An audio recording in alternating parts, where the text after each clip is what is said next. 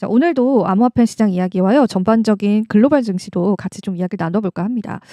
오늘 같은 경우에는 제가 일단 뉴욕 증시부터 좀 다뤄드릴 예정인 게, 이 뉴욕 증시에 관한 최근 들어서 암호화폐 시장의 상관관계가 굉장히 많아졌어요. 그래서 지금 저희가 녹화하고 있는 시점에서 또 시장이 어떤 흐름을 가지고 있는지를 봐야 될 것 같아요. 일단 해외 증시 같은 경우는 나스닥이 4% 급락을 했거든요. 이게 정확한 이유를 이야기를 하자면 경기 침체에 관한 질문을 트럼프 대통령이 받았습니다. 근데 이제 그 부분에 관해서 그냥 과정이다. 그러니까 경기 침체는 우리가 겪어야 할 과정이다라는 뉘앙스의 이야기를 했어요. 그러니까 어느 정도의 이런 뭐 시장의 조정은 이제 본인이 예상을 했고 그다음에 감당해야 될 과정이다라고 이야기를 했던 거죠. 도널드 트럼프 미 대통령이 경기 침체를 배제하지 않겠다라고 언급을 한 겁니다. 그러니까 지금 뭐 경제나 시장이 일시적으로 안 좋을 수 있다라는 걸 내가 이미 이제 배제하지 않고 있다. 그렇게 이야기를 했고요. 그러면서 이제 국채 수요의 증가로 연결이 됐습니다. 근데 이게 여러분들도 많이 들으셨겠지만 이게 트럼프의 의도된 시장 하락이다라고 이야기를 하고 있습니다.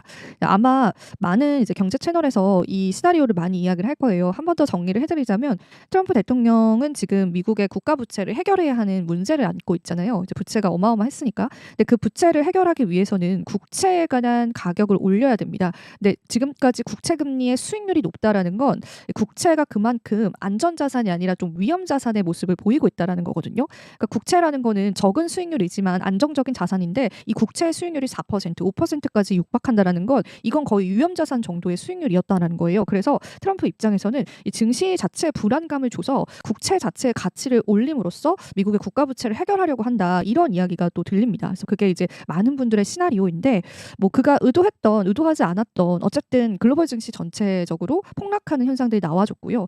이 나스닥이 4% 급락을 한 거는 거의 몇 년 만에 최대의 하락폭이다라고 해요. 그래서 이런 부분들이 시장을 전반적으로 끌어내렸고 테슬라도 이제 15% 하락을 했거든요. 근데 테슬라 같은 경우에는 인도량, 판매량, 그리고 가이던스 이런 것도 너무 좋지 않았어요. 그래서 뭐 일단 주가 자체가 그간 이제 일론 머스크의 역할 때문에 올랐던 부분이 있었지만 그 주가를 계속 끌고 갈 만한 동력이 이제 수치적으로 나타나지 않는 거죠. 그래서 굉장히 큰 급락을 했고요.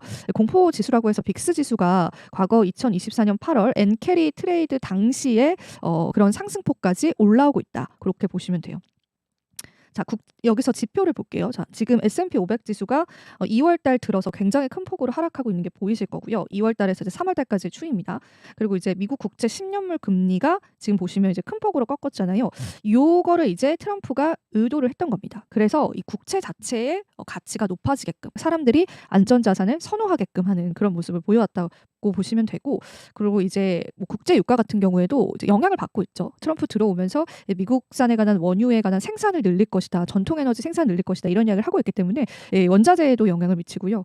우리나라 같은 경우에는 지금 이게 관세 리스크라는 이제 큰 먹구름도 시장에 분명히 영향력이 있는데 우리나라 같은 경우에는 미국에게 그러면은 어떻게 무역적으로 합의점을 도출할 것이냐 이런 이야기들을 많이 하시는데 실제로 우리나라는 지금 미국산 원유를 굉장히 많이 수입을 해주고 있어요. 그럼으로써 이제 무역 수지를 맞추는 거거든요. 그러니까 이제 미국 쪽에서 수입해온 물품 그리고 우리가 수출한 물품 이거를 같이 통계를 내서 우리가 이제 미국이라는 나라를 통해서 무역 흑자냐 적자냐 이거를 이제 수치를 계산을 하고 트럼프 쪽에서는 미국을 대상으로 무역 흑자를 내는 국가들을 타깃으로 많은 관세를 부과하려고 합니다. 이제 국내 입장에서는 미국을 대상으로 무역 흑자예요. 근데 그 흑자폭을 최대한 줄이려면 미국산의 무언가를 사줘야 돼요. 근데 우리나라 입장에서는 사실 미국산 원유를 사는 게 그렇게 경제적이진 않다라고 해요. 더 좋은 선택지가 있음에도 불구하고 미국산 원유 수입을 늘림으로써 무역에 관한 흑자의 폭을 조금 조정하고 있거든요. 근데 그런 부분들이 트럼프 행정부 들어와서는 더 커질 수 있다라는 걸 염두를 해두시면 좋겠습니다.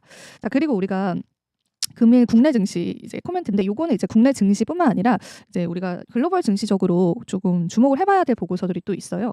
졸트 고용 보고서가 발표가 되는데 이게 왜 중요하냐면 여러분들도 그걸 들으셨을 거예요. 도지 그 정부 효율부가 미국의 공무원을 대거 해고시켰습니다. 그래서 그 해고시켰던 부분들이 아마 이 졸트 고용 보고서에 대입이 될 것 같거든요. 그래서 이제 일단 이런 부분들 때문에 경기 침체도 우려가 되는 거고 이제 트럼프는 이 모든 걸 과정으로 보고 있기 때문에 이 부분에 관한 조치를 트럼프가 하지 않을 가능성은 있습니다. 그래서 이 졸트 보고서 좀 시장에서 굉장히 많이 기다리고 있다고 보시면 되고 또 마침 재무부에서 국채 입찰을 합니다. 국채 입찰을 한 그때 마침 국채 금리가 큰 폭으로 하락을 했어요. 그래서 이 모든 시나리오가 약간 우리가 생각했던 게 정말 맞아떨어지네 이런 상황들이 좀 펼쳐지고 있거든요. 그래서 요거 입찰 결과도 좀 눈여겨보시면 좋을 것 같고, 금주에 CPI랑 PPI 발표가 되어 있어요. 지금 그저께 파월은 이제 미국 경기 괜찮다 이렇게 이야기했고, 그리고 간밤에 트럼프는 경기 침체는 감안하겠다 이렇게 이야기를 하고 있는 상황에서 이 CPI와 PPI 발표가 굉장히 중요해질 예정이기 때문에 지금은 우리가 뭐 국내 시장 내에서 뭐 어떤 종목군들을 사야 되나 이런 걸 고민할 때가 아니고 글로벌 증시가 어떻게 환기될 수 있는지 그런 걸 좀 집중을 해봐야 되고요. 그다음에 이게 이제 제가 처음으로 말씀드렸던 이유가, 그러면서 이제 암호화폐 시장이 엄청 급격하게 좀 하락을 했습니다. 시세 같이 보겠습니다. 간밤에 뉴욕 증시 이제 시작을 하면서 이게 원데이 흐름이거든요. 그때 이제 트럼프발 악재 때문에 또 한 번 급락을 했어요. 그러니까 안 그래도 계단식으로 한 폭 내려왔는데 거기서 또 한 계단이 내려간 거죠. 그래서 지금 79,000달러 선까지 내려온 모습이고, 이더리움이 조금 심각해요. 2,000달러 선을 깼습니다. 그래서 1,800까지도 내려왔거든요. 그러니까 2,000을 겨우겨우 지켜주고 있었는데 1,800달러까지 내려와서, 이더리움은 사실 이렇게 되면요, 가격 전체 차트 볼게요. 우리가 이게 지난 불장이고, 이더리움 가격을 처참하죠. 지난 불장이고, 그리고 요렇게 긴 약세장을 겪었는데 이더리움은 지금 그냥 약세장 가격대까지 왔습니다. 그래서 이 이후에 이제 추가 지지선 테스트를 1,500달러 선까지 보고 있더라고요, 시장에서는. 그래서 그런 부분들도 조금 더 시장의 악재가 될 가능성이 크고요. 10%는 하락을 했죠. 정말 이제 이더리움은 이제 가격적으로는 정말 이제 안 좋은 수익률을 기록을 하고 있습니다. XRP도 7% 하락을 했고, 솔라나 코인도 6% 하락을 했습니다. 뭐 카르다노, 에이다, 도지코인 이런 것들도 하락폭이 굉장히 컸기 때문에 뭐 시장에서 전반적인 시장의 마켓캡은 4%또 하락했다고 보시면 되고, 오피셜 트럼프 보겠습니다. 요게 이제 10달러를 거의 이제 겨우 유지해주고 있는 상황이라 10달러 아래선까지 좀 떨어질 가능성들도 염두를 해주시면 좋겠습니다. 그래서 오늘 이제 이 속보만 잠깐 보시면요, 제가 말씀드린 것처럼 의도적으로 증시를 폭락시켰다 이런 이야기가 나왔는데, 이제 금리 인하를 압박하기 위해서 의도적으로 증시를 폭락시켰다라는 분석이 나왔습니다. 연방준비제도가 이번 증시 하락에 반응해 금리를 낮출 경우 트럼프 행정부는 약 7조 달러의 부채를 갚지 않아도 된다 이렇게 이야기를 했는데, 조금 더 이야기를 풀어서 하자면 지금 국채 금리가 높잖아요. 그리고 지금 기준금리도 굉장히 높고요, 미국 내에서. 근데 이제 만약에 트럼프가 이렇게 해서 금리 인하를 할 경우에, 사실 금리가 우리가 국채라는 거, 그 부채 자체도 큰데요. 그 부채를 빌렸기 때문에, 끌어다 썼기 때문에 거기에 대한 이자도 되게 크거든요. 그러니까 우리가 부동산 투자나 부동산 살 때 이제 기준금리가 높으면은 서민들이 부담인 게, 부동산 대출을 할 때 금리가 높아지잖아요. 부채도 마찬가지예요. 그 부채도 그 이자가 엄청 큽니다. 이자의 상승률도 크고. 근데 이제 이자를 낮춰주면 이 부채에 관한 이자율도 낮아지는 거예요. 그래서 그때 있는 경제적 효과들이 좀 있거든요. 그래서 그런 것들을 염두에 두지 않았나, 그런 분석이 좀 나와주고 있고요. 그리고 10년 만기 국채 수익률이 낮아져서 채권 가격이 높아진 거죠. 채권 시장에 더 유리한 환경이 만들어졌고요. 트럼프의 전략이 먹혀 들어가고 있다는 뜻이라고 전했습니다. 그래서 이런 트럼프의 의도 때문에 전 세계 증시가 현재 비명을 지르고 있다, 그런 상황이다. 그렇게 여러분들이 좀 시장을 보시면 좋을 것 같습니다. 그리고 또 추가적으로 이제 비트코인 소식들 전해졌고, 이게 진짜 같이 보면 좋을 것 같은데, 아까 이더리움 시세 보여드렸잖아요. 유가랩스의 블록체인 VP가 X를 통해서 시장에서 이더리움의 바닥을 1,500달러로 보는 시각이 많지만, 지금이 약세작이라면 저점이 200에서 400달러가 될 것이라고 전했습니다. 엄청나게 낮은 수치죠. 진짜 완전 좀 초기 지나서 약간 중기 가격? 근데 지금이 약세장 끝이라면 다행이지만, 비트코인과 다르게 이더리움은 바닥가를 1,500달러로 보는 건 말도 안 된다. 개인적으로 지금도 강세장이 유지될 거라고 보고 있다. 내 경우 이더리움이 결국 하락하는 경우에도 강세 관점을 유지할 수 있는 포지션을 가지고 있자면, 그렇지 않다면 일부 매도하는 것을 권장한다, 이렇게 이야기를 하고 있습니다. 이더리움이 좀 낙폭이 컸기 때문에 또 이런 다양한 이더리움 이야기들이 좀 나오게 된 것 같다고 보시면 되고요. 그리고 이제 도지코인은 투심이 이제 최악이라고 합니다. 마르티네즈가 도지코인의 심리가 1년 만에 가장 부정적인 상황이 됐고, 도지코인은 지금껏 이런 극심한 공포 이후에 상승했던 경우들이 많았기 때문에요. 지금이 도지의 고점일 수 있다, 매수 시점일 수 있다, 고점이 아니라, 그런 이야기를 좀 하고 있습니다. 실시간 속보 보셨고, 제가 준비한 내용들도 하나하나 살펴보도록 할게요. 오늘도 몇 가지의 뉴스들을 좀 준비를 했습니다. 자, 일단 첫 번째는 지금 크립토 서밋 이후에 크게 암호화폐 시장이 하락을 하고 있는데, 사실 이제 우리가 그 이면을 자세히 들여다보면은 지금 트럼프 행정부가 정말 많은 정책에 손을 대고 있어요. 암호화폐 크립토 정책에. 근데 그 정책이 사실은 크립토 투자자한테 나쁜 정책들이 아니에요. 너무 좋은 정책들이나 뭐 규제를 굉장히 크게 완화하는 정책들이 좀 나와주고 있는 시점이거든요. 근데 시장의 반응은 좋지 않습니다. 이미 이제 뭐 선반영되었다, 그런 인식들이 굉장히 많은 거죠. 일단 이게 어떤 내용이었는지 같이 살펴보자면은, 이 이제 엘리노어 테렛이라는 기자님의 이야기를 최근에 크립토 투자자분들이 많이 보시거든요. 마스터 계좌 접근을 제한해 온 정책을 철회하는 행정명령을 트럼프 행정부가 지금 준비 중이다. 이런 이야기가 나왔습니다. 그래서 이 조치는 연준과 법적 분쟁 중인 암호화폐 전문 은행인 커스토디아와 그 설립자인 케이틀린 롱에 대한 중대한 영향을 미칠 것으로 보인다고 합니다. 마스터 계좌는요, 은행이 연준과 직접 거래하고 결제 시스템에 접근할 수 있게 해주는 필수적인 요소 중에 하나인데요.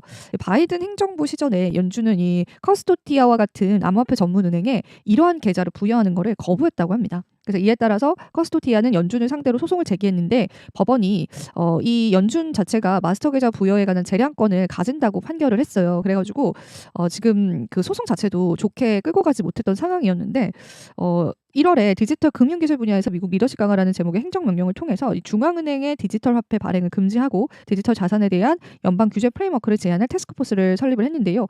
그리고 이제 전략 비축 자산도 이야기를 했었고, 근데 이 마스터 계좌 접근이 그때 조 바이든 행정부 때 제한이 되었던 부분들을 트럼프가 풀어줄 가능성이 있고요. 거기에 이제 추가적으로 은행과 같은 이제 주요한 기관들이 암호화폐 투자를 선택할 수 있는 것도 법으로 묶어놨었는데 그런 부분들도 풀어낼 가능성이 있다고 합니다. 그래서 이런 이제 좋은 소식들은 시장에 계속 나오고 있는데 뭐 시장에서 반영이 되지는 않고 있는 모습이에요. 그리고 아시다시피 SEC도 굉장히 이제 많은 소송들을 철회하고 있는 상황이다 보니까 SEC 쪽의 스탠스도 지금 굉장히 좋다고 보시면 되는데 사실상 그게 이제 시장에 반영이 되지 않는 거는 좀 안타까운 것 같습니다.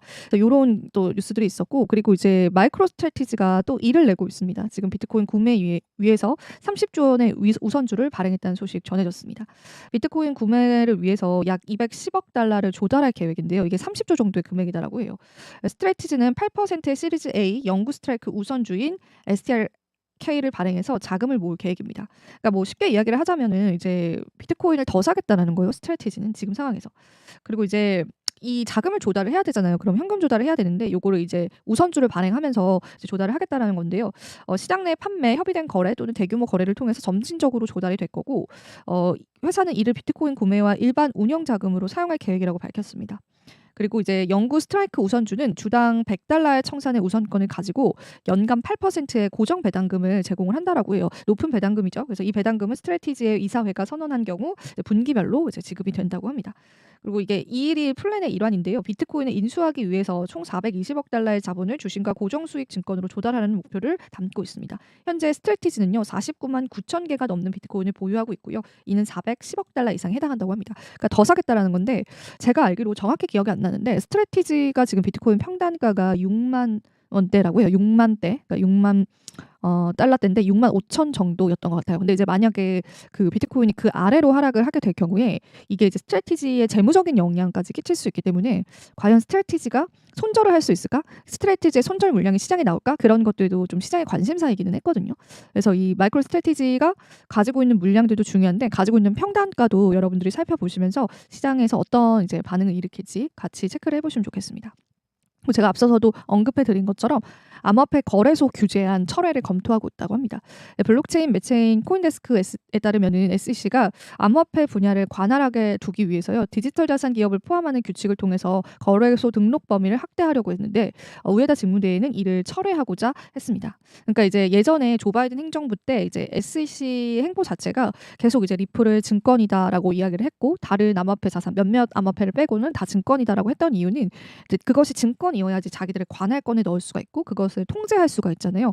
그래서 이제 디지털 자산 기업을 포함하는 그 규칙을 만들었다고 하는데요. 그래서 이제 거래소가 이제 등록하는 부분에 관해서 약간 제재나 규제를 할 수 있게끔 그 법안을 포함을 했었는데 이거를 이제 철회하려고 하는 움직임도 지금 나오고 있는 상황입니다. 그래서 전반적으로 이제 이 SEC의 동향들을 보면은 암호화폐 규제를 완전 풀어줄게라는 느낌보다는 암호화폐를 우리 관할에서 조금씩 밀어내는 느낌이 좀 들어요. 그래서 우리의 관할은 아니야. 우리가 관리할 만한 그 관할은 아니야.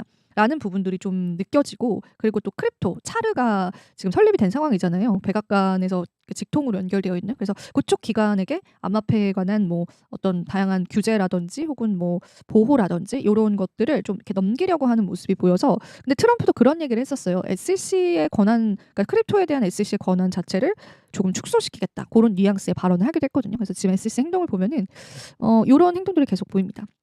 그래서 게리 겐슬러의 위원장 하에 수년간 제정이 됐고 기관에서 확정되기를 현재 기다리고 있었는데 이제 확정까지는 아니었나 봐요. 근데 우에다는 SEC 직원들에게 이를 중단할 것을 요청을 했고요. 우에다 같은 경우에는 SEC가 재무부 시장 규제와 암호화폐 시장을 억제하려는 무리한 시도와 연결한 것은 실수였다. 이렇게 이야기를 했습니다. 그러니까 그런 이야기죠. 그러니까 재무부 시장 규제와 암호화폐 시장을 억제하려고 하는 무리한 시도를 했다. 그렇게 이해를 하시면 되고 암호화폐와 거래 관련된 거래소의 정의에 대해서 대중이 상당히 부정적인 의견을 내놓은 것을 감안해서 SEC는 직원들에게 해당 부분의 제한을 포기할 수 있는 옵션을 요청을 했다. 그러니까 포기해라 이렇게 이야기를 한 거로 나타나 있습니다. 그래서 SEC가 이제 계속되는 그간 암호화폐를 옥죄어 왔었던 그런 규제들을 하나둘 철폐를 하고 있는 시점인 건 맞는 것 같아요. 그래서 그 부분에 따라서 이제 시장 자체의 어떤 색깔도 굉장히 많이 변화될 수 있다라는 거 체크를 해보시면 좋겠습니다. 그리고 요거는 하나의 썰이 좀 나와가지고 제가 이제 여러분들에게 마지막으로 같이 이야기를 나눠볼까 하는데요. 이 키프 브루 예트 앤 유즈 발음이 어렵더라고요. KBW라고 이야기를 할게요. KBW는 미국 정부가 금 보유량을 일부 매각을 해서 비트코인 추가 매입할 가능성이 있다고 제시를 했습니다. 이게 코인데스크 오늘 헤드라인이었어요. 그래서 같이 얘기를 나눠보면 좋을 것 같은데 이 코인데스크에 따르면 KBW 투자은행이 보고서를 통해서요. 현재 미국 정부는 19만 비트코인을 보유하고 있다. 20만 개로 알고 있는데 이건 좀 잘못된 수치인 것 같은데 뭐 19에서 20만 개 정도 가지고 있습니다. 이 중에 55%가 비트파이넥스에 반환돼서 약 8만 6천 비트코인에 남게 될 것이다. 이어서 미국 정부는 금 보유량을 일부 매각해서 비트코인을 추가 매수할 가능성이 있다라고 이야기를 했습니다. 재무부의 채권 발행이나 비트코인 채굴 업체와의 협력을 통해서 비트코인을 비축할 가능성도 존재한다고 그렇게 이야기를 했습니다. 그러니까 우리가 사실은 트럼프의 비트코인 행정명령을 하고 나서 시장이 하락을 했던 건 비트코인을 매수하는 게 아니라 여기서 이제 정부가 이전에 가지고 있었던 압수했던 비트코인을 그냥 이제 비축자산으로 포함시키는 그런 전략이었다라는 거에 실망물이 나왔던 거잖아요. 그럼 투자자들이 원했던 거는 비트코인, 미국 정부의 비트코인 매수였습니다.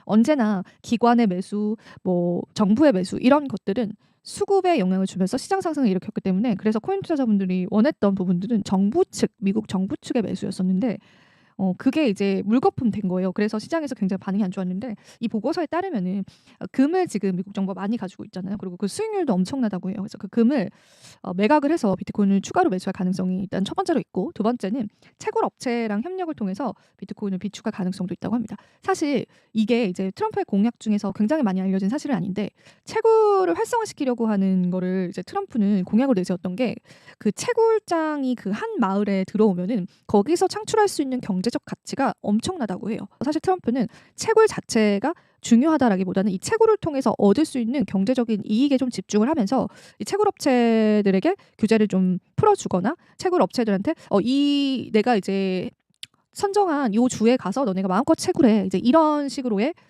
명령을 할 수 있다는 거죠. 그런 이제 베네핏을 줄 수 있다는 건데 그래서 이제 채굴 업체랑 협력을 하면서 채굴을 하게 된 비트코인을 또 얻게 되잖아요. 그런 협력을 통해서도 비트코인 매입 가능성이 있다고 합니다. 그리고 이제 트럼프 행정부의 행보가 비트코인은 긍정적일 것이다. 이렇게 평가를 했고 트럼프 대통령의 가상자산 비축 추진은 역사적인 순간이다. 그렇게 이야기를 해서 아직까지는 또 시장을 긍정적으로 보고 있는데 우리가 원하는 거는 차라리 이런 시나리오가 펼쳐졌으면 좋겠어요. 비트코인을 좀 매입을 하겠다. 금을 좀 팔아서 매입을 하겠다. 채굴을 해서 매입을 하겠다. 이런 또 시나리오가 펼쳐지면 또 시장이 움직일 수 있는데 일단 당장은 매입 계획을 정부 측에서 밝힌 건 아닙니다. 그래서 시장의 이러한 부분들 때문에 계속되는 약세가 좀 이어지고 있다. 여러분들 그렇게 이해를 해보시면 되겠습니다. 자, 오늘 또 제가 다양한 내용들 같이 한번 여러분들에게 나눠봤습니다. 오늘 또 시장이 좋지 않아서요. 전반적인 글로벌 증시까지 같이 살펴봤었는데요. 우리가 또 다양한 관점에서 시장을 객관적으로 바라봐야 될 것 같습니다. 좋은 소식 또 들리면은 여러분들과 함께하도록 할게요. 오늘도 시청해주신 여러분 고맙습니다.